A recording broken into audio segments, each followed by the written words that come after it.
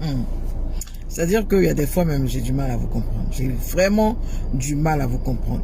Quand on a fait un post, quand vous avez lu un post sur Facebook et que vous n'avez pas compris, d'abord me prenez la peine de relire le post. Prenez la peine de relire le post. Lisez le post au moins 2 fois, au moins 3 fois. Si vous n'avez toujours pas compris, vous posez une question de façon polie en commentaire. D'accord? Et si malheureusement vous n'avez pas eu de réponse à votre question, vous essayez de contacter votre sage-femme ou alors votre gynécologue ou bien votre médecin pédiatre pour pouvoir avoir la réponse à vos préoccupations par rapport à votre cas particulier. D'accord? Parce que quand on parle de manière générale. On ne parle pas par rapport à votre cas. Quand on donne des informations, on donne des informations sur ce qui est. D'accord, sur des choses que vous devez savoir, sur des informations capitales que vous devriez avoir, sur des attitudes que vous devez avoir, c'est-à-dire que des comportements que vous devez modifier. C'est justement pour ça qu'on fait des communications. D'accord, j'ai vu beaucoup de personnes, beaucoup de femmes, beaucoup d'hommes réagir sur cette publication que j'ai faite par rapport aux grossesses trop rapprochées. Et bien dans l'idée, c'était de vous dire que les grossesses ne doivent pas être si rapprochées. D'accord? Avant de contracter une autre grossesse, après un accouchement, une fausse couche ou alors un avortement, assurez-vous d'avoir passé au moins un délai de 6 mois pour votre santé et pour celle de votre bébé. Et ne pas le faire vous expose à certaines conséquences. Voilà ce que le poste dit.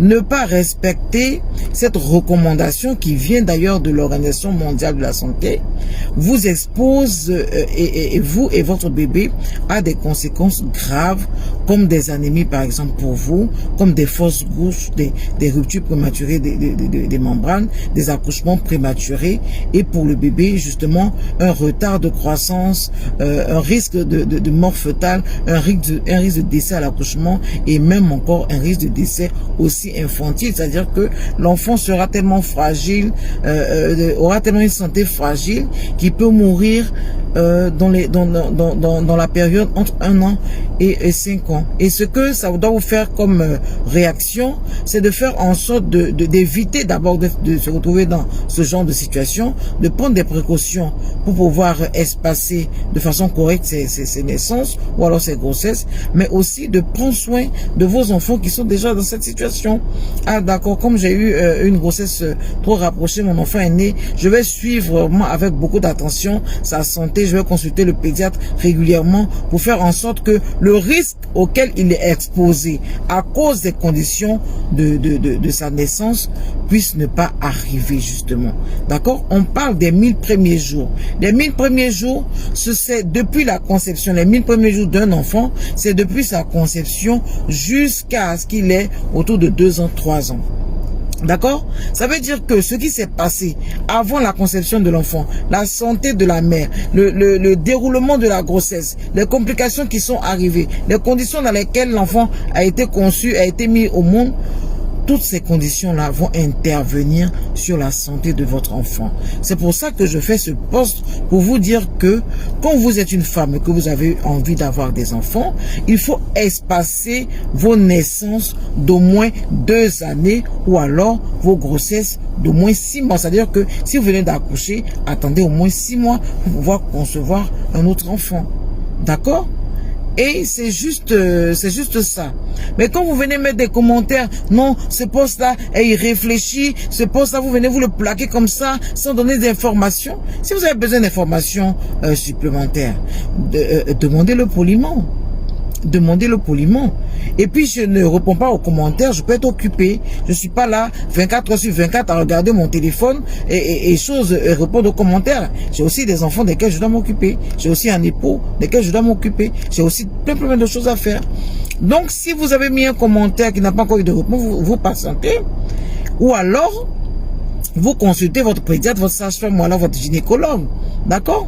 Quand on a passé l'information selon laquelle une femme qui met au monde un enfant de rhésus négatif alors qu'elle est un enfant de rhésus positif, une femme qui met au monde un enfant de rhésus positif alors qu'elle est elle-même de rhésus négatif, elle doit subir une injection qui s'appelle l'anti-D, le sérum anti-D.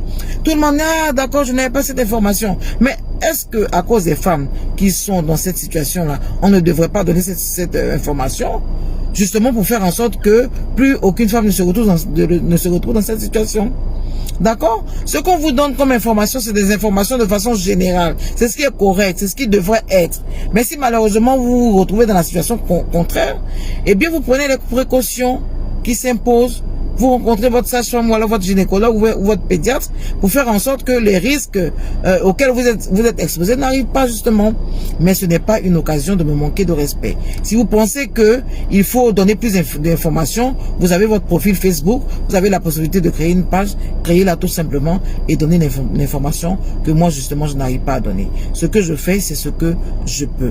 Alors j'exige votre respect et généralement je bloque toutes les personnes qui ne savent pas parler poliment, parce que j'ai vraiment pas le temps de vous répondre aussi.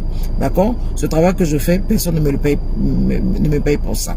D'accord? Donc apprenez à respecter les personnes que vous ne connaissez pas. Donc pour les mamans qui se sont inquiétées à cause des informations qu'elles ont eues dans ce poste, ne vous inquiétez pas, tout simplement rencontrez votre pédiatre et puis essayez de faire en sorte que votre enfant soit bien suivi. Ça ne veut pas dire que tous les enfants qui sont nés dans ces conditions-là vont mourir avant 5 ans, ça ne veut pas dire ça, pas du tout, je vous en prie, d'accord? Restez en confiance et gardez, gardez le sourire, tout va bien.